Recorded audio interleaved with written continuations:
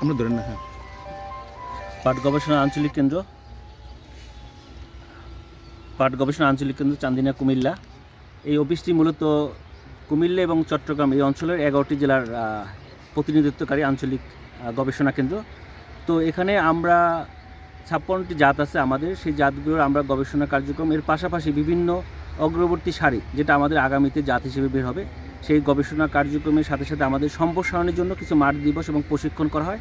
তা আজকে আমরা দিনব্যাপী মাঠ দিবস করলাম। এই মাঠ দিবসে বিভিন্ন পর্যায়ে পাট চাষি এবং পাট সাথে যারা সম্পৃক্ত তারা এখানে অংশগ্রহণ করেছেন। তা আমরা আশাবাদী যে এই অঞ্চলে যেহেতু বন্যাপ্রবণ এলাকা, আগাম পানি চলে আসে, তা আমাদের যে কেনাপ জাতগুলো আছে, আমাদের দেশি পাটের যে জাতগুলো আছে, আমরা আশাবাদী যে এইগুলো কৃষকরা চাষাবাদ করলে আগামীতে তারা লাভবান হবেন।